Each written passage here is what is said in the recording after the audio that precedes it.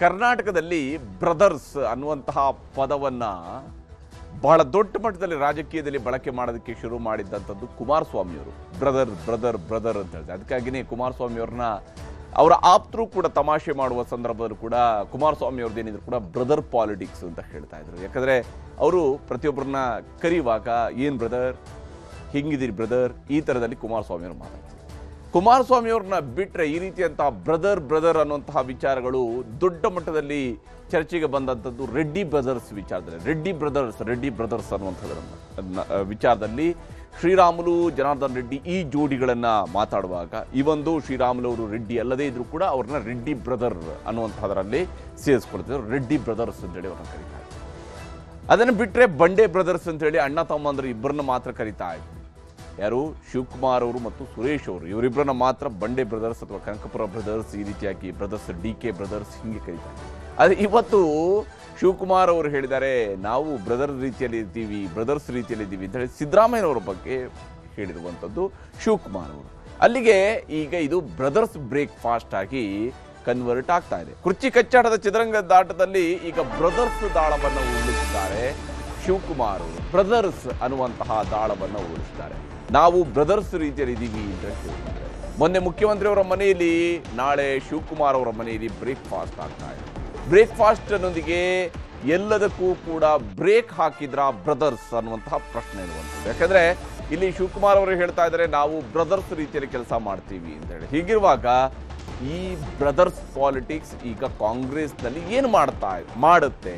ಕುರ್ಚಿ ಕಚ್ಚಾಟವನ್ನು ಸಂಪೂರ್ಣವಾಗಿ ನಿಲ್ಲಿಸುತ್ತಾ, ಸಂಪೂರ್ಣವಾಗಿ ಅದಕ್ಕೆ ತೆರೆ ಎಳೆಯುತ್ತಾ, ಅಥವಾ ಕುರ್ಚಿ ಹಸ್ತಾಂತರದ ಕಾರಣಕ್ಕೆ ಈ ಬ್ರದರ್ಸ್ ಅನ್ನುವಂತಹ ಒಂದು ಭಾವನಾತ್ಮಕವಾಗಿರುವ ಅಸ್ತ್ರದ ಬಳಕೆ ಆಯ್ತಾ? ಈ ರೀತಿಯಂಥ ಅನೇಕ ಅನುಮಾನಗಳು ಕೂಡ ಇದ್ದೇ ಇರುವಂಥದ್ದು. ರಾಜಕೀಯ ಅಂದರೆ ಈ ರೀತಿಯಾಗಿ ಮಾತಿನ ಮನೆ, ಅದು ಮಾತಿನ ಮನೆಯನ್ನು ಕಟ್ಟಬೇಕಾಗತ್ತೆ. ಅಲ್ಲಿ ಈಗ ಶಿವಕುಮಾರ್ ಅವರು ಕೂಡ ಅದೇ ರೀತಿಯಾಗಿ ಹೇಳ್ತಾ ಇದ್ದಾರೆ. ಬ್ರೇಕ್ಫಾಸ್ಟ್ ಜೊತೆಗೆ ಎಲ್ಲದಕ್ಕೂ ಕೂಡ ಎಲ್ಲದ್ರ ಬಗ್ಗೆ ಚರ್ಚೆ ನಡೆಸ್ತೀವಿ. ಯಾವುದ್ರ ಬಗ್ಗೆ ಚರ್ಚೆ ನಡೆಸ್ತೀವಿ ಅಂತ ನಾವೇನು ಹೇಳಬೇಕಾಗಿಲ್ಲ. ಅಂದರೆ ನಾವು ಮಾತಾಡ್ತೀವಿ, ನಾವು ಜೊತೆಯಾಗಿದ್ದೀವಿ, ನಾವು ಒಗ್ಗಟ್ಟಿನಿಂದಿದ್ದೀವಿ, ನಾವು ಒಂದಾಗಿದ್ದೀವಿ. ಈ ರೀತಿಯಂಥ ಸಂದೇಶವನ್ನು ಕೊಡುವಂತಹ ಪ್ರಯತ್ನವೊಂದು, ಬಹಳ ದೊಡ್ಡದಾದಂತಹ ಪ್ರಯತ್ನವೊಂದು ಕಾಂಗ್ರೆಸ್ನಲ್ಲಿ ಸಾಗ್ತಾ ಇದೆ. ಹಾಗಾದರೆ ಯಾವ ಸ್ವರೂಪದಲ್ಲಿದೆ ಈ ಬ್ರೇಕ್ಫಾಸ್ಟ್ ಪಾಲಿಟಿಕ್ಸ್ ಅನ್ನುವಂಥದ್ದನ್ನು ನಾವು ನೋಡೋಣ. ಬ್ರೇಕ್ಫಾಸ್ಟ್ ಪಾಲಿಟಿಕ್ಸ್, ಬ್ರದರ್ಸ್ ಬ್ರೇಕ್ಫಾಸ್ಟ್ ಇದು ಇವಾಗ ನಡೆಯುವಂಥದ್ದು. ಮೊನ್ನೆ ಇಡ್ಲಿ, ವಡೆ, ಸಾಂಬಾರ್, ಹಾಗೆಯೇ ಉಪ್ಪಿಟ್ಟು ಇವೆಲ್ಲ ತಿಂತಾ ಇದ್ರು. ಈಗ ಕುರ್ಚಿ ಕಚ್ಚಾಟದ ಮಧ್ಯೆಯೇ CM ಹಾಗೂ DCM ನಡುವೆ ಬ್ರೇಕ್ಫಾಸ್ಟ್ ಮೀಟಿಂಗ್, 2ನೇ ಸುತ್ತಿನ ಬ್ರೇಕ್ಫಾಸ್ಟ್ ಮೀಟಿಂಗ್ ಸಿದ್ದರಾಮಯ್ಯನವರ ಮನೆಯಲ್ಲಿ ಆಯಿತು. ಈಗ ಶಿವಕುಮಾರ್ ಅವರ ಮನೆಯಲ್ಲಿ ಬ್ರೇಕ್ಫಾಸ್ಟ್. ಕುರ್ಚಿ ಕಚ್ಚಾಟದ ಮಧ್ಯೆ ಈ ಬ್ರೇಕ್ಫಾಸ್ಟ್ ಮೀಟಿಂಗ್ಗೆ ಹೊರಟಿದ್ದಾರೆ. CM ಮನೆ ಬ್ರೇಕ್ಫಾಸ್ಟ್ ನಂತರ ಎಲ್ಲವೂ ಕೂಡ ಶಾಂತ ಆಗಿದೆ. ಒಗ್ಗಟ್ಟು ಪ್ರದರ್ಶನ ಶುರುವಾಗಿದೆ. ನಾವಿಬ್ಬರು ಒಂದು, ಕಾಂಗ್ರೆಸ್ ಪಕ್ಷಕ್ಕಾಗಿ ನಾವು ಒಂದಾಗಿದ್ದೇವೆ, ಈ ರೀತಿಯಾಗಿ. ಅಂದರೆ ನಮಗೆ ಪಕ್ಷ ಮುಖ್ಯ, ಹೈಕಮಾಂಡ್ ಮುಖ್ಯ, ಹೈಕಮಾಂಡ್ ಹೇಳಿದನ್ನು ಕೇಳ್ತೀವಿ. ಇವೆಲ್ಲವೂ ಕೂಡ ಇವರಿಗೆ ಮೊನ್ನೆವರೆಗೆ ನೆನಪಿರಲಿಲ್ವಾ? ಯಾಕೆಂದರೆ ಇಬ್ಬರು ಕೂಡ ಹಿರಿಯ ನಾಯಕರುಗಳೇ ಇರುವಂಥದ್ದು. ಆದರೆ ಈಗ ಅವ್ರು ಹೇಳ್ತಾ ಇದ್ದಾರೆ, ಹಾಗಾಗಿ ಜನ ಅದನ್ನು ನಂಬಿ. ಮೊನ್ನೆ ಸಿದ್ದರಾಮಯ್ಯನವರ ಮನೆಯಲ್ಲಿ ಇಡ್ಲಿ, ವಡೆ, ಸಾಂಬಾರು, ಉಪ್ಪಿಟ್ಟು ತಿಂತ ಮಾತುಕತೆಯನ್ನು ನಡೆಸಿದ್ದಾರೆ. ಸುಮಾರು ಹೊತ್ತು ಇಬ್ಬರು ಜೊತೆಯಲ್ಲಿ ಕೂತ್ಕೊಂಡು ಮಾತನಾಡಿದ್ದಾರೆ.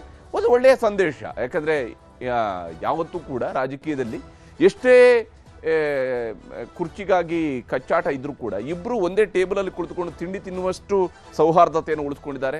ಅಷ್ಟರ ಮಟ್ಟಿಗೆ ಒಬ್ಬರು ಇನ್ನೊಬ್ಬರನ್ನ ಗೌರವಿಸ್ತಾ ಇದ್ದಾರಲ್ಲ, ಇದು ಬಹಳ ಮುಖ್ಯ. ರಾಜಕೀಯದಲ್ಲಿ ಇದು ಬಹಳ ಮುಖ್ಯವಾಗಿರುವಂತಹ ಬೆಳವಣಿಗೆ. ಆ ಕೆಲಸವನ್ನು ಸಿದ್ದರಾಮಯ್ಯನವರು ಮತ್ತು ಶಿವಕುಮಾರ್ ಅವರು ಇಬ್ಬರು ಮಾಡಿದ್ದಾರೆ. ಈಗ ನಾಳೆ ಶಿವಕುಮಾರ್ ಅವರ ಮನೆಯಲ್ಲಿ ತಿಂಡಿ ತಿನ್ನುತ್ತಾ ಸರ್ಕಾರದ ಸದೃಢತೆಯ ಸಂದೇಶವನ್ನು ಕೊಡೋದಕ್ಕೆ ಪ್ಲಾನನ್ನು ಮಾಡ್ಕೊಂಡಿದ್ದಾರೆ ಅಂತೇಳಿ ಶಿವಕುಮಾರ್ ಅವರು ಹಾಗೂ ಸಿದ್ದರಾಮಯ್ಯನವರು ಇಬ್ಬರು ಕೂಡ ಮತ್ತೊಂದು ಸುತ್ತು ಬ್ರೇಕ್ಫಾಸ್ಟ್ ತಿಂತ ನಮ್ಮ ಸರ್ಕಾರ ಸದೃಢ ಸರ್ಕಾರ ಅನ್ನೋದನ್ನು ತೋರಿಸುವಂತಹ ಪ್ರಯತ್ನವನ್ನು ಮಾಡಬಹುದು.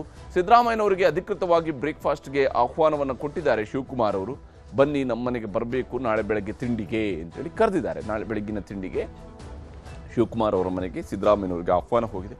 ಕನಕಪುರದ ನಾಟಿ ಕೋಳಿ ಫ್ರೈ, ನಾಟಿ ಕೋಳಿ ಸಾಂಬಾರ್, ಇಡ್ಲಿ, ಪೂರಿ, ಖಾದ್ಯ ಇದೆಲ್ಲ ಮಾಡಿಸ್ತೀನಿ ತಿಳ್ಕೊಂಡು ಬೇರೆ ಹೇಳ್ಕೊಂಡಿದ್ದಾರೆ. ಇದು ಸಹಜವಾಗಿಯೇ ರಾಜಕೀಯದಲ್ಲಿ ಇರುವಂತಹ ಈ ರೀತಿಯಾದಂತಹ ಚರ್ಚೆಗಳು, ಈ ರೀತಿಯಾದಂತಹ ಮಾತುಗಳು, ಇದರ ಮೂಲಕವಾಗಿ ನಾವು ತಿಂತ ನಾವು ಮಾತಾಡ್ತೀವಿ ಅಂತೇಳಿ ವಿಧಾನಸೌಧದ ಕಾರ್ಯಕ್ರಮದ ವೇಳೆ ಆಹ್ವಾನವನ್ನು ಕೊಟ್ಟಿದ್ದಾರೆ. ಬರ್ತೇನೆ ಅಂತೇಳಿ ಮುಖ್ಯಮಂತ್ರಿ ಸಿದ್ದರಾಮಯ್ಯನವರು ಕೂಡ ಶಿವಕುಮಾರ್ ಅವರಿಗೆ ಹೇಳಿದ್ದಾರೆ. ಬರ್ತೀನಿ, ನಾನು ಬರ್ತೀನಿ, ನಿಮ್ಮ ಮನೆಗೆ ಬಂದು ತಿಂಡಿಗೆ ಬರ್ತೀನಿ ಅಂತೇಳಿ ಅವರು ಒಪ್ಕೊಂಡಿದ್ದಾರೆ. ವಿಧಾನಸೌಧದ ಕಾರ್ಯಕ್ರಮದ ವೇಳೆ ಆಹ್ವಾನವನ್ನು ಕೊಟ್ಟಿದ್ದಾರೆ. ರಾಜ್ಯ ರಾಜಕೀಯದಲ್ಲಿ ಭಾರಿ ಕುತೂಹಲವನ್ನು ಮೂಡಿಸಿರುವಂಥದ್ದು ಈ ಬ್ರೇಕ್ಫಾಸ್ಟ್ ಮೀಟ್. ಯಾಕಂದರೆ ಇವರಿಬ್ಬರು ಜೊತೆ ಸೇರಿ ಕೂತ್ಕೊಂಡು ಮಾತಾಡ್ತಾರೆ ಅಂತೇಳಿ ಆದಾಗ ಸಹಜವಾಗಿಯೇ ಪರಸ್ಪರ ನಡುವೆ ಗೌರವವನ್ನು ಉಳಿಸ್ಕೊಂಡಿದ್ದಾಗ ಮಾತ್ರನೇ ಆ ರೀತಿಯಾಗಿ ಕೂತ್ಕೊಂಡು ಮಾತಾಡೋದಕ್ಕೆ ಸಾಧ್ಯ ಆಗುತ್ತೆ. ಈ ಬಗ್ಗೆ ಏನು ಹೇಳಿದ್ದಾರೆ ಅನ್ನೋದನ್ನು ನಿಮಗೆ ತೋರಿಸ್ತೀನಿ.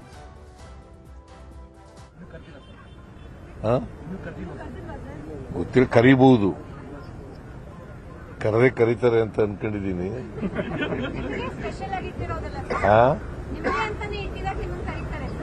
ಹೌದಾ?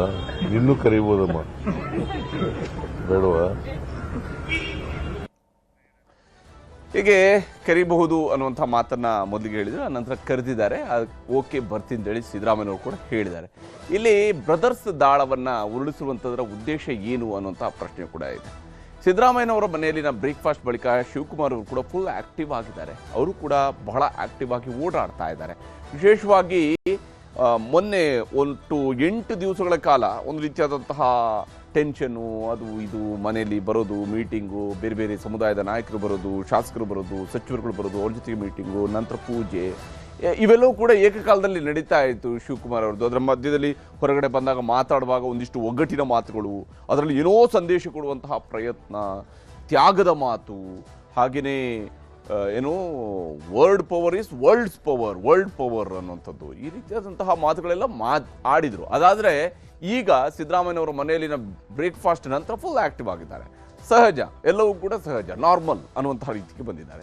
ಸರ್ಕಾರಿ ಕಾರ್ಯಕ್ರಮ, ಪಕ್ಷದ ಕಾರ್ಯಕ್ರಮಗಳಲ್ಲಿ ಶಿವಕುಮಾರ್ ಅವರು ಪಾಲ್ಗೊಳ್ತಾ ಇದ್ದಾರೆ. ಮೊನ್ನೆ ಕೂಡ ಪಾಲ್ಗೊಳ್ತಾ ಇದ್ರು, 7-8 ದಿವಸದಲ್ಲೂ ಕೂಡ ಅವರು ಪಾಲ್ಗೊಳ್ತಾ ಇದ್ರು, ಕಾರ್ಯಕ್ರಮಗಳಲ್ಲಿ ಪಾಲ್ಗೊಳ್ತಾರೆ. ಆದರೆ ಕಾರ್ಯಕ್ರಮದಲ್ಲಿ ಪಾಲ್ಗೊಂಡಾಗಲೂ ಕೂಡ ಅವರಲ್ಲಿ ಆ ರೀತಿಯಾದಂತಹ ಅಂದರೆ ಪೂರ್ತಿಯಾಗಿ ಆಕ್ಟಿವ್ ಆಗಿದ್ದಾರೆ ಶಿವಕುಮಾರ್ ಅವರು ಅಂತೇಳಿ ಅನ್ನಿಸ್ತಾ ಇರಲಿಲ್ಲ. ಬದಲಿಗೆ ಅಲ್ಲಿ ಯಾವುದೋ ಒಂದು ಉದ್ದೇಶ ನಡೀತಾ ಇದೆ, ಇನ್ನೇನೋ ನಡೀತಾ ಇದೆ ಅಂತ ಹೇಳುವಂಥ ಸಂದೇಶಗಳ ರವಾನೆಗೆನೇ ಹೆಚ್ಚು ಅವಕಾಶಗಳಿತ್ತೆ ಹೊರತು ಅಲ್ಲಿ ಹೆಚ್ಚು ಆಕ್ಟಿವ್ ಆಗಿ ಅವರು ಗೋಚರಿಸ್ತಾ ಇರಲಿಲ್ಲ. ಆದರೆ ಈಗ ಮತ್ತೆ ಆಕ್ಟಿವ್ ಆಗಿದ್ದಾರೆ. ವಿಧಾನಸೌಧದಲ್ಲಿ ನಡೆದಂತಹ ಗಾಂಧಿ ಗ್ರಾಮ ಪುರಸ್ಕಾರ ಸಮಾರಂಭದಲ್ಲೂ ಕೂಡ ಇಬ್ಬರು ಜೊತೆಯಾಗಿದ್ದರು, ಒಗ್ಗಟ್ಟನ್ನು ಪ್ರದರ್ಶಿಸಿದ್ದಾರೆ.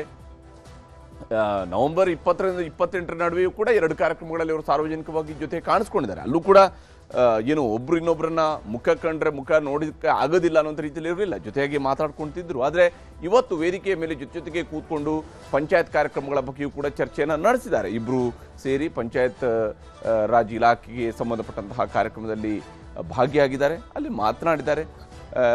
CM ಅವರು ಬರ್ತಾ ಇದ್ದಂಗೆ ಶಿವಕುಮಾರ್ ಅವ್ರಿಗೆ ನಮಸ್ಕಾರವನ್ನು ಮಾಡ್ತಾ ಬಂದರು. ನಂತರ ಶಿವಕುಮಾರ್ ಅವರು ಕೂಡ CMಗೆ ಚೇರನ್ನು ತೋರಿಸಿದ್ರು, ಬನ್ನಿ ಕೂತ್ಕೊಳ್ಳಿ ಅಂಥೇಳಿ. ಸಿದ್ದರಾಮಯ್ಯವರು ಕೂಡ ಬಂದು ಕೂತ್ಕೊಂಡ್ರು. ನಂತರ ಇಬ್ಬರು ಸ್ವಲ್ಪ ಹೊತ್ತು ಹಾಗೆಯೇ ಮಾತಾಡ್ತಾ ಕೂತಿದ್ದಂಥದ್ದು ಕೂಡ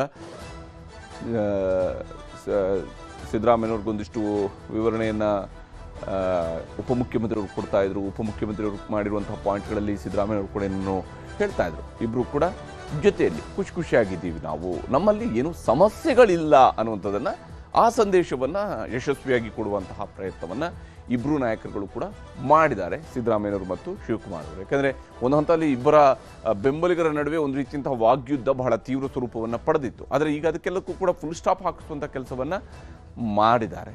ಈ ವಿಚಾರದಲ್ಲಿ DK ಬ್ರದರ್ಸ್ ಏನು ಹೇಳ್ತಿದ್ದಾರೆ ಅನ್ನೋದು ನಿಮಗೆ ತೋರಿಸ್ತೀನಿ. ನಾವಿಬ್ಬರು ಬ್ರದರ್ಸ್ ಥರ ಕೆಲಸ ಮಾಡ್ಕೊಂಡು ಹೋಗ್ತಾ ಇದ್ದೀವಿ. ಗುಂಪು ಯಾವ ಗುಂಪು ಇಲ್ಲ, ಏನಿಲ್ಲ. ನೀವು ಗುಂಪು ಮಾಡ್ತಾ ಇದ್ದೀರಿ, DKದೊಂದು ಗುಂಪು, ಸಿದ್ದರಾಮಯ್ಯನವ್ರೊಂದು ಗುಂಪು, ಅವ್ರದ್ದೊಂದು ಗುಂಪು ಅಂತ ಮಾಡ್ತಾ ಇದ್ದೀನಿ. ನಾನು ಯಾವ ಗುಂಪು ಇಲ್ಲ, ನನ್ನ ಜೊತೆ 140 ಜನ ಇದ್ದಾರೆ. ಅರ್ಥ ಆಯ್ತಾ? ಯಾರು ಹುಟ್ಟುವಾಗ ಒಬ್ಬನೇ ಹುಡ್ತೀವಿ, ಸಾಯುವಾಗ ಒಬ್ಬರೇ ಇರ್ತೀವಿ. ಬಟ್ ಪಾರ್ಟಿ ಅಂತ ಅಂದಮೇಲೆ ಎಲ್ಲರೂ ಒಟ್ಟಿಗೆ ತೆಗೆದುಕೊಂಡು ಹೋಗ್ತೀವಿ. ಸೊ ಅದರಿಂದ ನೀವೇನು ಚಿಂತೆ ಮಾಡಕ್ಕೆ ಹೋಗಬೇಡಿ. ಎಲ್ಲವೂ ಕೂಡ ಸುಸೂತ್ರವಾಗಿ ಆಗ್ತಾ ಇದೆ. ಬ್ರೇಕ್ಫಾಸ್ಟ್ ಮೀಟಿಂಗ್ ಆಗಿದೆ, ನಾಳೆನೂ ಬ್ರೇಕ್ಫಾಸ್ಟ್ ಮೀಟಿಂಗ್ ಇದೆ. ಸೊ ಎಲ್ಲ ಒಂದು ಹಂತಕ್ಕೆ ಬರುತ್ತೆ, ಎಲ್ಲವೂ ಒಂದು ಹಂತಕ್ಕೆ ಬರುತ್ತೆ ಅನ್ನೋದು ಅವರ ಮಾತು. ಇವರು ಹೇಳ್ತಿದ್ದಾರೆ, ಅಣ್ಣ ಹೇಳ್ತಿದ್ದಾರೆ, ಇಲ್ಲ ನಾವು ಹುಟ್ಟುವಾಗ ಒಬ್ಬರೇ ಹುಟ್ಟೋದು, ಸಾಯುವಾಗ ಒಬ್ಬರೇ ಸಾಯೋದು, ಪಾರ್ಟಿ ತಿಳಿದಾಗೆಲ್ಲ ಜೊತೆಲಿ ಇರ್ತೀವಿ, ನಮಗೆ 140 ಜನ ನಾವು ಜೊತೆಗೆ ಇರೋದು, ಗುಂಪು ಅಂತೇಳಿ ನೀವು ತಿಳ್ತಾ ಇದ್ರಿ, ಆದರೆ ಅಂಥದ್ದು ಯಾವ ಗುಂಪುಗಳು ಇಲ್ಲ ಅಂತ ಹೇಳಿ.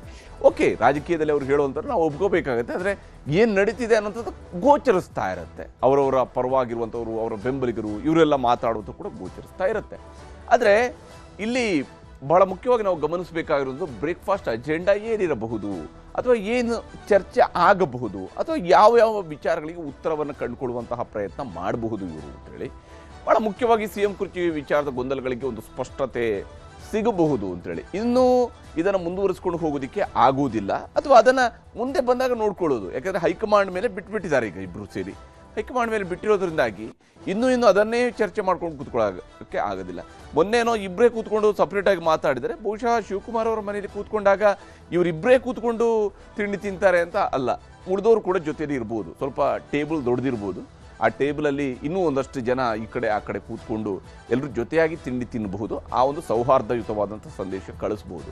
ಅನಗತ್ಯ ಗೊಂದಲ ವಿವಾದಗಳಿಗೂ ಕೂಡ ತೆರೆ ಎಳೆಯುವಂತಹ ಪ್ರಯತ್ನವನ್ನು ಸಿದ್ದರಾಮಯ್ಯನವರು ಮತ್ತು ಶಿವಕುಮಾರ್ ಅವರು ಇಬ್ಬರು ಸೇರಿ ಮಾಡಬೇಕಾಗಿರುವಂಥದ್ದು ಅವರ ಪಕ್ಷದ ದೃಷ್ಟಿಯಿಂದಲೂ ಒಳ್ಳೆಯದು, ಹಾಗೆಯೇ ಸರ್ಕಾರದ ದೃಷ್ಟಿಯಿಂದಲೂ ಕೂಡ ಒಳ್ಳೆಯದು. ಸರ್ಕಾರದ ದೃಷ್ಟಿಯಿಂದ ಯಾಕೆಂದರೆ ಆಡಳಿತ ಯಂತ್ರ ಚುರುಕಾಗಿ ಕೆಲಸ ಮಾಡಬೇಕು ಅಂದರೆ ಇವರಿಬ್ಬರ ನಡುವೆ ಗೊಂದಲ ಇತ್ತು ಅಂತ ಹೇಳಿದರೆ ಇವರ ಮಾತನ್ನು ಕೇಳಬೇಕಾದಂಥವ್ರು ಕೇಳದೇ ಇರುವಂಥ ಸ್ಥಿತಿ ನಿರ್ಮಾಣ ಆಗುತ್ತೆ. ಹೀಗಾಗಿ ಅನಗತ್ಯ ಗೊಂದಲ ವಿವಾದಗಳಿಗೂ ಕೂಡ ತೆರೆ ಎಳೆಯುವಂತಹ ಪ್ರಯತ್ನವನ್ನು ಇಬ್ಬರು ಮಾಡ್ಬೋದು.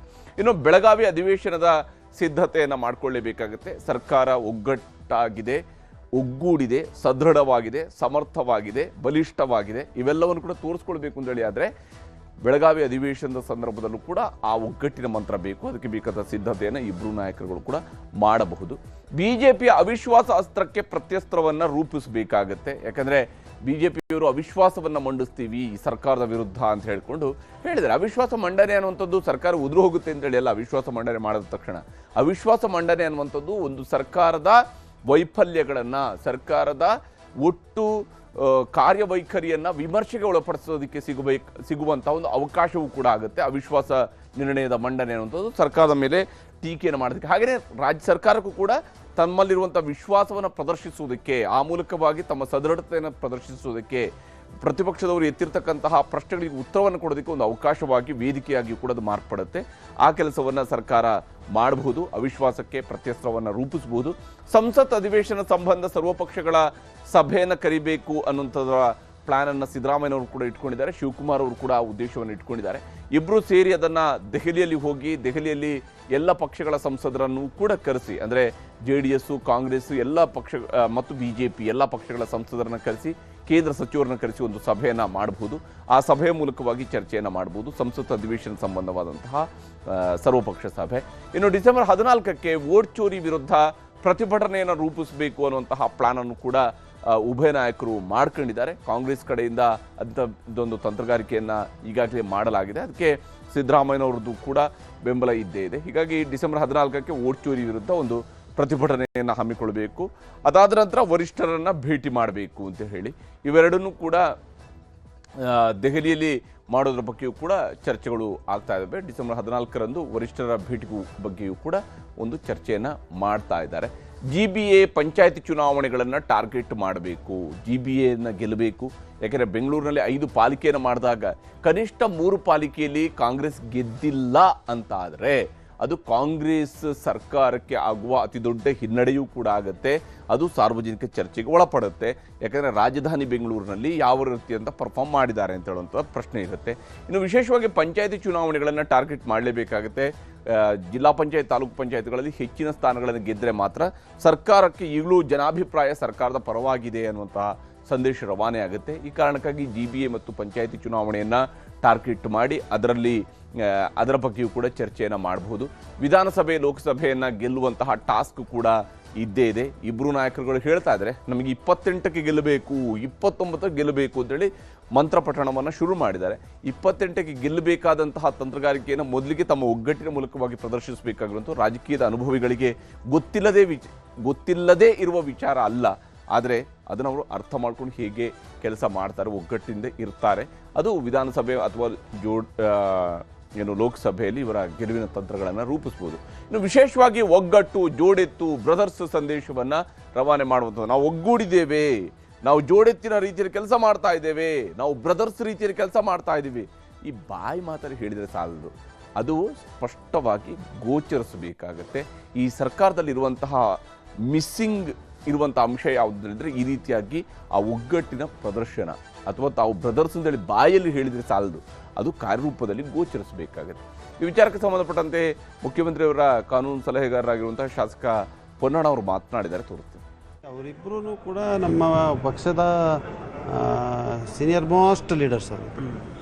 ಅದರಿಂದ ಅವ್ರಿಗೆ ಅತಿ ಹೆಚ್ಚು ಸ್ನೇಹ ಕೂಡ ಇದೆ ಅವ್ರಿಗೆ.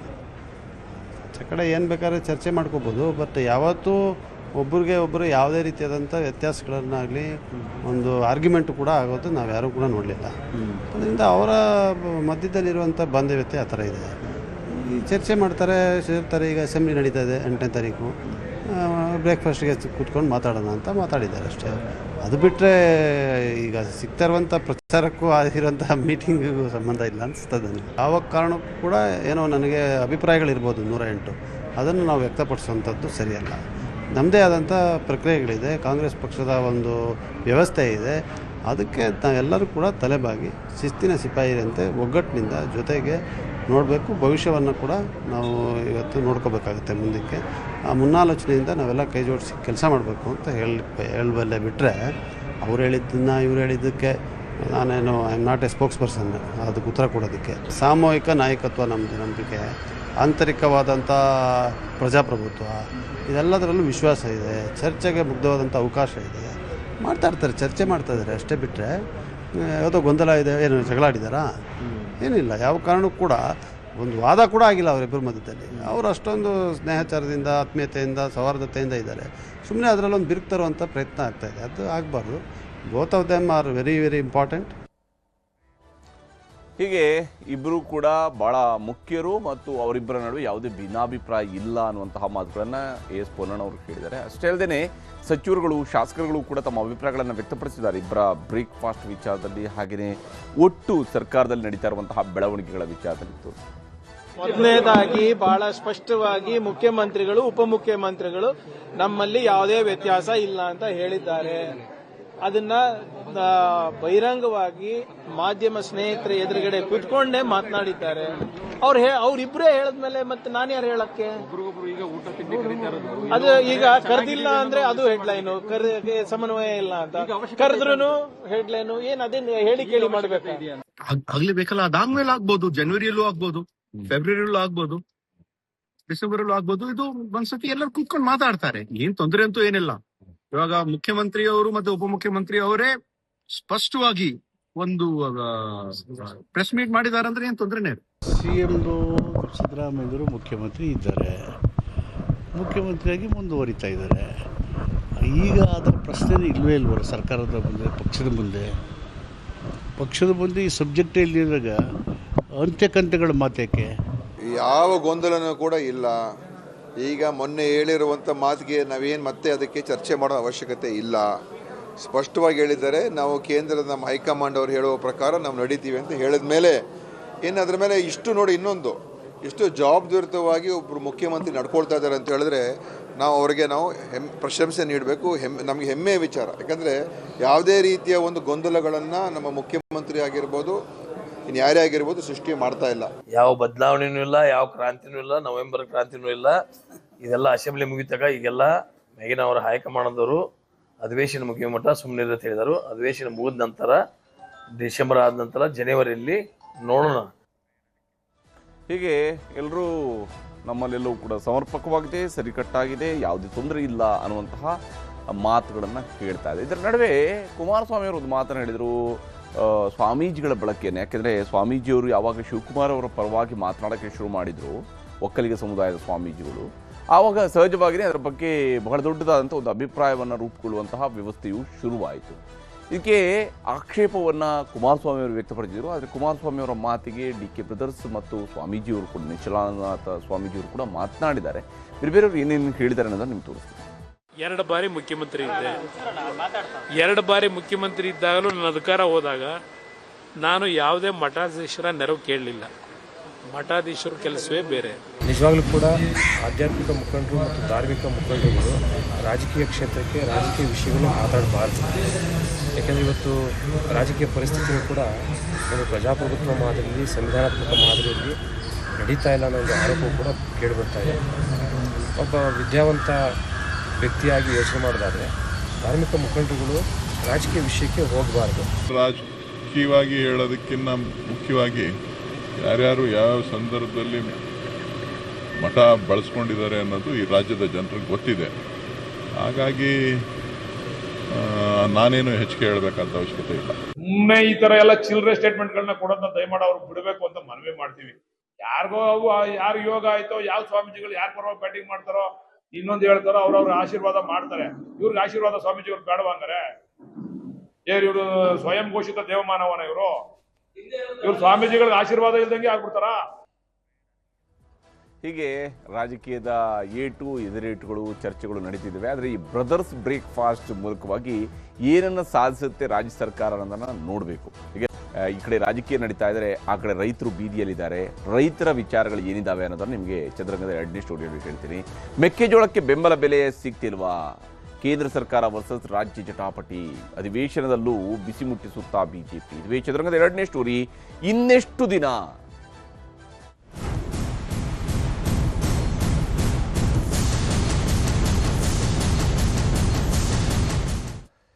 ಹತ್ತಿರ 9 ದಿವಸಗಳ ಕಾಲ ಕಬ್ಬು ಹೋರಾಟಗಾರರು, ಕಬ್ಬು ಬೆಳೆಗಾರರು ಹೋರಾಟ ನಡೆಸಿದ ನಂತರ ಕಬ್ಬಿನ ಖರೀದಿಯ ಬೆಲೆ ನಿಗದಿಯಾಯಿತು. ಸರ್ಕಾರ ಒಂದು ಒಪ್ಪಂದವನ್ನು ಮಾಡಿಕೊಡ್ತು. ಎಲ್ಲ ಸಮಸ್ಯೆಗಳನ್ನು ಬಗೆಹರಿಸುವಂತಹ ಕೆಲಸವನ್ನು ರಾಜ್ಯ ಸರ್ಕಾರ ಮಾಡಿತು. ಈಗ ಕಬ್ಬು ಹೋರಾಟದ ಬಳಿಕ ಭುಗಿಲೆದ್ದಿರುವಂಥದ್ದು ಮೆಕ್ಕೆಜೋಳದ ಪ್ರೊಟೆಸ್ಟ್. ಯಾಕಂದರೆ ಮೆಕ್ಕೆಜೋಳಕ್ಕೆ ಬೆಂಬಲ ಬೆಲೆ ಸಿಗಬೇಕು, ಖರೀದಿ ಕೇಂದ್ರ ಸ್ಥಾಪನೆ ಆಗಬೇಕು, ಮಾರುಕಟ್ಟೆಯಲ್ಲಿ ಬೆಲೆ ಕುಸಿತ ಆಗಿದೆ, ನಾವು ಬೆಳೆದಿರ್ತಕ್ಕಂಥ ಹಾಕಿರ್ತಕ್ಕಂಥ ದುಡ್ಡು ವಾಪಸ್ ಬರುವಂಥ ಗ್ಯಾರಂಟಿ ಇಲ್ಲ. ಈ ಸ್ಥಿತಿಯಲ್ಲಿ ಸದ್ಯಕ್ಕೆ ನಮ್ಮ ರೈತರಿದ್ದಾರೆ. ಇದೇ ಕಾರಣಕ್ಕಾಗಿ ಕನಿಷ್ಠ 3,000 ರೂಪಾಯಿ ಆದರೂ ಬೆಂಬಲ ಬೆಲೆಯನ್ನು ಕೊಡಿಸಬೇಕು ಅಂತ ಹೇಳಿ ಬೀದಿಗಿಳಿದು ಹೋರಾಟವನ್ನು ನಡೆಸ್ತಾ ಇದ್ದಾರೆ. ಕೇಂದ್ರ ಸರ್ಕಾರದತ್ತ ರಾಜ್ಯ ಸರ್ಕಾರ ಬೊಟ್ಟು ಮಾಡಿ ಕುಳಿತಿದೆ. ಆದರೆ ಇಲ್ಲಿ ಕೇಂದ್ರ ಸರ್ಕಾರ ಕೊಡಬೇಕು, ರಾಜ್ಯ ಸರ್ಕಾರ ಕೊಡಬೇಕು, ರೈತರು ಯಾರ ಹತ್ರ ಕೇಳಬೇಕು? ರೈತರು ಬೀದಿಗೆ ಬಂದಿದ್ದಾರೆ ಅಂತ ಹೇಳಿದ್ರೆ ಅರ್ಥ ಸರ್ಕಾರಗಳು ಅವರ ಹತ್ರ ಧಾವಿಸಬೇಕಾಗಿರುವಂಥದ್ದು ಸರ್ಕಾರಗಳ ಜವಾಬ್ದಾರಿ. ರೈತರು ಸುಖ ಸುಮ್ಮನೆ ಅಂತೂ ಬೀದಿಗೆ ಬರೋದಿಲ್ಲ. ಬೀದಿಗೆ ಬಂದಿದ್ದಾರೆ ರೈತರು, ತಮ್ಮ ಕೈಯಲ್ಲಿ ಇನ್ನೂ ಸಹಿಸ್ಕೊಳ್ಳೋದಕ್ಕೆ ಸಾಧ್ಯ ಇಲ್ಲ ಅನ್ನುವಂಥ ಪರಿಸ್ಥಿತಿ ಬಂದಾಗ ಮಾತ್ರ ರೈತರು ಬೀದಿಗೆ ಬರ್ತಾರೆ. ರೈತರು ಬೀದಿಗೆ ಬಂದಿದ್ದಾರೆ ಅಂತ ಹೇಳಿದ್ರೆ ಅವರ ಹತ್ರ ಧಾವಿಸಬೇಕಾಗಿರೋದು ಯಾವುದೇ ಸರ್ಕಾರಗಳ ಜವಾಬ್ದಾರಿ. ಅದಕ್ಕೆ ಪರಿಹಾರವನ್ನು ಹುಡುಕಬೇಕಾಗಿರೋದು ರಾಜ್ಯ ಸರ್ಕಾರಗಳ ಜವಾಬ್ದಾರಿ. ಯಾಕೆ ಬೀದಿಗಿಳಿದಿದ್ದಾರೆ ರೈತರು ಅನ್ನೋಂಥನ್ನು ನಾವು ಗಮನಿಸಬೇಕು. ವಿಶೇಷವಾಗಿ ರಾಜ್ಯ ಸರ್ಕಾರದ ವಿರುದ್ಧ ಬೀದಿಗಿಳಿದಿದ್ದಾರೆ ಮೆಕ್ಕೆಜೋಳ ಬೆಳೆಗಾರರು. ಮೆಕ್ಕೆಜೋಳ ಬೆಳೆದಿರತಕ್ಕಂತಹ ರೈತರು ಈಗ ರಾಜ್ಯ ಸರ್ಕಾರದ ವಿರುದ್ಧ ಬೀದಿಗಿಳಿದಿದ್ದಾರೆ. ಗದಗನ ಲಕ್ಷ್ಮೇಶ್ವರದಲ್ಲಿ ಸ್ವಾಮೀಜಿಗಳು ಅಹೋರಾತ್ರಿ ಧರಣಿಯನ್ನು ನಡೆಸ್ತಾ ಇದ್ದಾರೆ. ಗದಗದ ಲಕ್ಷ್ಮೇಶ್ವರದಲ್ಲಿ ಸ್ವಾಮೀಜಿಗಳು ಕೂಡ ಭಾಗಿಯಾಗಿದ್ದಾರೆ. ಲಕ್ಷ್ಮೇಶ್ವರದಲ್ಲಿ ಟೈರ್ಗೆ ಬೆಂಕಿ ಹಚ್ಚಿ ರೈತರು ಆಕ್ರೋಶವನ್ನು ಕೂಡ ವ್ಯಕ್ತಪಡಿಸಿದ್ದಾರೆ. ವಿಶೇಷವಾಗಿ ಪಾಲಾ ಬಾದಾಮಿ ರಸ್ತೆ ಬಂದ್ ಮಾಡಿ ಪ್ರತಿಭಟನೆಯನ್ನು ಕೂಡ ರೈತರು ನಡೆಸಿದ್ದಾರೆ. ಈ ಮೂಲಕ ನಮಗೆ ಖರೀದಿ ಕೇಂದ್ರವನ್ನು ಓಪನ್ ಮಾಡಬೇಕು ಅಂತೇಳಿ ಕೇಳ್ತಾ ಇದ್ದಾರೆ. ಖರೀದಿ ಕೇಂದ್ರವನ್ನು ಓಪನ್ ಆಗದ ಹಿನ್ನೆಲೆಯಲ್ಲಿ ರೈತರು ಸಿಟ್ಟನ್ನು ಹೊರ ಹಾಕ್ತಾ ಇದ್ದಾರೆ. ಯಾಕಂದರೆ ಖರೀದಿ ಕೇಂದ್ರ ಓಪನ್ ಆದರೆ ಮಾತ್ರನೇ ಬೆಂಬಲ ಬೆಲೆ ಘೋಷಣೆಯಾಗಿ, ಖರೀದಿ ಕೇಂದ್ರ ಓಪನ್ ಆದರೆ ಮಾತ್ರನೇ ರೇಟ್ ಸ್ಟೆಬಿಲೈಸ್ ಆಗುತ್ತೆ. ಇದೆಲ್ಲವೂ ಕೂಡ ರಾಜ್ಯ ಸರ್ಕಾರಕ್ಕೆ ಗೊತ್ತಿರುವಂತಹ ಸಂಗತಿನೇ. ಆದರೆ ಗದಗ, ಹಾವೇರಿ, ದಾವಣಗೆರೆ, ಕೊಪ್ಪಳ, ಬಾಗಲಕೋಟೆಯಲ್ಲೂ ಕೂಡ ಪ್ರತಿಭಟನೆಗಳು ನಡೀತಾ ಇದ್ದಾವೆ. ರೈತರು ಪ್ರತಿಭಟನೆಯನ್ನು ನಡೆಸ್ತಾ ಇದ್ದಾರೆ. ಕಳೆದ ವರ್ಷಕ್ಕಿಂತ ಈ ವರ್ಷ ಮಳೆ ಬಹಳ ಚೆನ್ನಾಗಿ ಆಯಿತು. 2025ರಲ್ಲಿ ಬಹಳ ಒಳ್ಳೆಯ ಮಳೆ ಆಗಿದೆ. ಮಳೆ ಒಳ್ಳೆಯದಾದಾಗ ಸಹಜವಾಗಿಯೇ ಈ ಬಾರಿ ಮೆಕ್ಕೆಜೋಳ ಕೂಡ ವ್ಯಾಪಕವಾಗಿ ಬೆಳೆಯಲಾಗಿದೆ.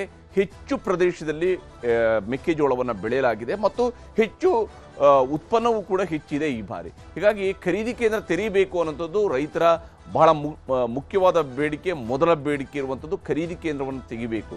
ಖರೀದಿ ಕೇಂದ್ರವನ್ನು ತೆಗೆದು 3,000 ರೂಪಾಯಿ ಬೆಲೆಗೆ ನೀವು ಕ್ವಿಂಟಾಲ್ ಮೆಕ್ಕೆಜೋಳವನ್ನು ಖರೀದಿ ಮಾಡಿದ್ರಿ ಅಂತೇಳಿ ಆದರೆ ಸಹಜವಾಗಿಯೇ ಮಾರ್ಕೆಟ್ನಲ್ಲಿ ಅದಕ್ಕೆ ರೇಟ್ ಜಾಸ್ತಿ ಆಗುತ್ತೆ. ದಲ್ಲಾಳಿಗಳ ಹಾವಳಿಯನ್ನು ತಡಿಬೇಕು. ಯಾಕಂದರೆ 1,800, 1,750, 1,900 ಈ ರೀತಿಯಾದಂತಹ ಖರೀದಿಗಳಾಗ್ತವೆ. ಕಳೆದ ವರ್ಷ 2,500 ರೂಪಾಯಿವರೆಗಿತ್ತು, 2,250, 2,300 ರೂಪಾಯಿವರೆಗೂ ಕೂಡ ರೇಟ್ ಇತ್ತು. ಆದರೆ ಈ ವರ್ಷ ಈ ರೀತಿಯಾಗಿ ಕಡಿಮೆ ಆಗಿದೆ ಅಂತೇಳಿ ದಾಸ್ತಾನು ಆಧಾರಿತ ಬಡ್ಡಿ ರಹಿತ ಸಾಲ ಕೊಡಬೇಕು ಅನ್ನುವಂಥದ್ದನ್ನು ರೈತರು ಕೇಳ್ತಾ ಇದ್ದಾರೆ. ದಾಸ್ತಾನು ಮಾಡೋದಕ್ಕೆ ಅದರ ಆಧಾರಿತವಾಗಿ ಬಡ್ಡಿ ರಹಿತ ಸಾಲ ಕೊಡಬೇಕು. ವಿಳಂಬ ಮಾಡದೆ ತಕ್ಷಣ ಇವೆಲ್ಲವೂ ಕೂಡ ಜಾರಿಗೆ ಬರಬೇಕು, ಜಾರಿಗೆ ತರಬೇಕು ಅನ್ನುವಂತಹ ಒತ್ತಾಯವನ್ನು ನಮ್ಮ ರೈತರು ಮಾಡ್ತಾ ಇದ್ದಾರೆ, ಬೀದಿಗಿಳಿದಿದ್ದಾರೆ. ಇಲ್ಲಿ ರೈತ ಮುಖಂಡರ ಬೇಡಿಕೆಗಳು ಏನಿದ್ದಾವೆ, ಹಾಗೆ ಸ್ವಾಮೀಜಿಗಳು ಏನು ಹೇಳ್ತಿದ್ದಾರೆ ಅನ್ನೋದು ನಿಮಗೆ ತೋರಿಸ್ತೀನಿ. ನೀವು ಒಂದು 150 ಚೀಲ ಗೊಂಜಾಳ ನನ್ನ ಕಡೆ ಅದಾವಂದ್ರೆ ಅದಕ್ಕೆ ನೀವು ಸಾಲದ ರೂಪದೊಳಗೆ ಬಡ್ಡಿ ರಹಿತ ಸಾಲ ನಿಮ್ಮ ಕೋಆಪರೇಟಿವ್ ಒಳಗೆ ಸೊಸೈಟಿಗಾಗಲಿ ಇದಕ್ಕಾಗಲಿ ನಿಮಗೆ ರೇಟ್ ನಿಗದಿ ಮಾಡೋದು ಆಗಲಿಕ್ಕಂದ್ರೆ ಬಡ್ಡಿ ರಹಿತ ಸಾಲ ಅದ್ರ ಮೇಲೆ ಲೋನ್ ಕೊಡ್ರಿ, ಎಲ್ಲ ಉದ್ಯಮದಾರ ಕೊಡ್ತಿರ್ಲಿ, ನೀವು ಸಕ್ಕರೆ ಕೊಡ್ತೀರಿ, ಇದು ಕೊಡ್ತೀರಿ, ಎಲ್ಲ ಕೊಡ್ತೀರಿ, ಗೊಂಜಾಳ ತಡೆಯಾಜ್ಞೆ ಮಾಡಬೇಕು. ರೈತ ಕೊಡ ರಾಜ್ಯ ಸರ್ಕಾರ ಮತ್ತು ಕೇಂದ್ರ ಸರ್ಕಾರ APMC ಒಳಗೆ ತಕ್ಷಣ ಒಟ್ಟ ಅದನ್ನು ಕೇಂದ್ರ ತೆಗಿಬೇಕು. ರೈತರ ಮಾಲ್ ಅಷ್ಟು ಎಷ್ಟೈತೆ ಅವ್ರದ್ದು ಖರೀದಿ ಮಾಡಬೇಕು. 3 ದಿನಗಳ ಕಾಲ ಆಯಿತು ನಾವು ಉಪವಾಸ ಸತ್ಯಾಗ್ರಹ ಹಮ್ಮಿಕೊಂಡು. ನಮ್ಮ ಜಲ ಹೋದ್ರೂ ಪರವಾಗಿಲ್ಲ, ಈ ರೈತರಿಗಾಗಿ ಸಾಯಲಿಕ್ಕೂ ಕೂಡ ನಾವು ರೆಡಿ ಇದ್ದೀವಿ. ಯಾಕಂದ್ರೆ ನಮ್ಮ ಖರೀದಿ ಕೇಂದ್ರವನ್ನು ಪ್ರಾರಂಭ ಆಗಬೇಕು. ನಮ್ಮ ವಿಶೇಷವಾಗಿ ಲಕ್ಷ್ಮೇಶ್ವರ ಜಿಲ್ಲಾದ ರೈತರು ಪ್ರಥಮದಲ್ಲಿ ಮೆಕ್ಕೆಜೋಳದ ಹೋರಾಟವನ್ನು ಕೈಗೆ ಎತ್ತುಕೊಂಡಿದ್ದಾರೆ. ಹಾಗಾಗಿ ಖರೀದಿ ಕೇಂದ್ರ ಸ್ಥಾಪನೆ ಆಗದ ಹೊರತು ಕೂಡ ಇದರಿಂದ ಹಿಂದೆ ಸರಿಯೋದು ಮಾತೇ ಇಲ್ಲ. ಶೇಕಡ 80ರಷ್ಟು ಜನ ನಮ್ಮ 17 ತಾಲೂಕಿನಲ್ಲಿ 17 ಜಿಲ್ಲೆಯಲ್ಲಿ ಬೆಳೆದಿದ್ದಾರೆ. ಸರ್ಕಾರ ಇಷ್ಟೆಲ್ಲ ವಿಚಾರವಿದ್ದರೂ ಕೂಡ ಯಾವುದೇ ತೀರ್ಮಾನ ತಗೊಳ್ತಾ ಇಲ್ಲ. ಕರ್ನಾಟಕ ರಾಜ್ಯ ಸರ್ಕಾರ ಕೇಂದ್ರ ಸರ್ಕಾರಕ್ಕೆ ಬಟ್ಟು ಮಾಡಿ ತೋರಿಸುವಂಥದ್ದು ಈಗಾಗಲೇ ಅದು ಹೋಗಿರುವಂಥ ವಿಚಾರ, ಸತ್ತೋಗಿರುವಂಥ ವಿಚಾರ. ಅವರಾಗಲೇ ಕ್ಲಿಯರ್ ಆಗಿ ಸ್ಪಷ್ಟನೆ ಮಾಡಿದ್ದಾರೆ, ಅವರು ಗೆಜೆಟ್ ಮಾಡಿದ್ದಾರೆ, ನಾವು ಕೊಡ್ತೀವಿ ಅಂತ ಹೇಳಿದ್ದಾರೆ. ರಾಜ್ಯ ಸರ್ಕಾರ ಮುಂದುವರೆದು ದುಡ್ಡನ್ನು ಹಾಕಿ ದುಡ್ಡನ್ನು ತೆಗೆಯುವಂಥ ಕೆಲಸ ಮಾಡಬೇಕು. ರಾಜ್ಯ ಸರ್ಕಾರ ದಿವಾಳಿ ಆಗಿದೆ, ದುಡ್ಡಿಲ್ಲ ಅಂತ ನಮಗೆ ಅನಿಸ್ತಾ ಇದೆ. ಯಾರ್ಯಾರು ಎಷ್ಟೆಷ್ಟು ಬೆಳೆದಿದ್ದಾರೆ ರೈತರು ಅಷ್ಟು ಬೆಳೆಯನ್ನು ಅವರು ಸರ್ಕಾರ ಪರ್ಚೇಸ್ ಮಾಡಬೇಕಂತಕ್ಕಂಥ ಹೋರಾಟವನ್ನು ಅನಿವಾರ್ಯ ಮಾಡಬೇಕು. ಇದರ ನಡುವೆ ಬಿಜೆಪಿ ಮತ್ತು JDS ಅವರು ಕೂಡ ಹೋರಾಟಕ್ಕೆ ಸಾಥ್ ಕೊಟ್ಟಿದ್ದಾರೆ, ಸರ್ಕಾರಕ್ಕೆ ಶಾಕ್ ಕೊಡ್ತಿದ್ದಾರೆ. ಬೆಳಗಾವಿ ಅಧಿವೇಶನದ ಹೊತ್ತಲ್ಲಿ ಸರ್ಕಾರಕ್ಕೆ ಹೊಸ ಸವಾಲು ಎದುರಾಗಿರುವಂಥದ್ದು ಈ ಬಾರಿ ಮೆಕ್ಕೆಜೋಳ ಬೆಳೆಗಾರರ ಹೋರಾಟ. ಇದಕ್ಕೆ ಈಗ ಪ್ರತಿಪಕ್ಷಗಳು ಕೂಡ ಎಂಟ್ರಿ ಕೊಟ್ಟಿದ್ದಾವೆ. ಹಾವೇರಿಯಲ್ಲಿ 8ನೇ ದಿನದ ಹೋರಾಟಕ್ಕೆ JDS ಬೆಂಬಲವನ್ನು ಕೊಟ್ಟಿದೆ. ಈ ಒಂದು ಮೆಕ್ಕೆಜೋಳಕ್ಕೆ ಬೆಂಬಲ ಬೆಲೆ ನಿಗದಿಯಾಗಬೇಕು ಅನ್ನೋ ಹೋರಾಟಕ್ಕೆ ಮೆಕ್ಕೆಜೋಳದ ತೆನೆ ಹಿಡಿದು ಸರ್ಕಾರದ ವಿರುದ್ಧ JDSನವರು ಕೂಡ ಸಿಟ್ಟನ್ನು ಹೊರ ಹಾಕಿದ್ದಾರೆ. ಕೊಪ್ಪಳದ ರೈತರ ಹೋರಾಟಕ್ಕೆ ಬಿಜೆಪಿ ನಾಯಕರುಗಳು ಬೆಂಬಲವನ್ನು ಕೊಟ್ಟಿದ್ದಾರೆ. ಕೊಪ್ಪಳದಲ್ಲಿ ನಡೀತಾ ಇರುವಂತಹ ಹೋರಾಟಕ್ಕೆ ಬಿಜೆಪಿಯವರು ಬೆಂಬಲವನ್ನು ಕೊಡ್ತಿದ್ದಾರೆ.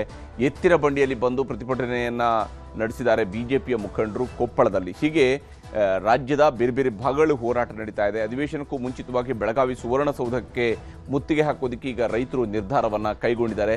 ಈ ಬಾರಿ ಮೆಕ್ಕೆಜೋಳ ತುಂಬ ಹೆಚ್ಚಿನ ಪ್ರದೇಶದಲ್ಲಿ ಬೆಳೆದಿರುವಂಥದ್ದು ಕೂಡ ಗಮನಾರ್ಹವಾಗಿರುವಂಥ ಸಂಗತಿ. ಆದರೆ ಅದನ್ನು ಬೆಳೆದಿರತಕ್ಕಂತಹ ಬೆಳೆಯನ್ನು ಖರೀದಿ ಮಾಡಿಸ್ಬೇಕಂತ ರಾಜ್ಯ ಸರ್ಕಾರದ ಜವಾಬ್ದಾರಿ ಆಗುತ್ತೆ. ಆ ಕೆಲಸವನ್ನು ಸರ್ಕಾರ ಮಾಡಬೇಕಾಗತ್ತೆ. ಅದಕ್ಕೆ ಬೆಂಬಲ ಬೆಲೆಯನ್ನು ಘೋಷಣೆ ಮಾಡೋದಿರ್ಬೋದು ಅಥವಾ ಖರೀದಿ ಕೇಂದ್ರ ಸ್ಥಾಪನೆ ಮಾಡೋದಿರ್ಬೋದು. ಈ ನಿಟ್ಟಿನಲ್ಲಿ ತ್ವರಿತಗತಿಯಲ್ಲಿ ಸರ್ಕಾರ ನಿರ್ಧಾರಗಳನ್ನು ಕೈಗೊಳ್ಳಲೇಬೇಕಿರುವಂಥದ್ದು.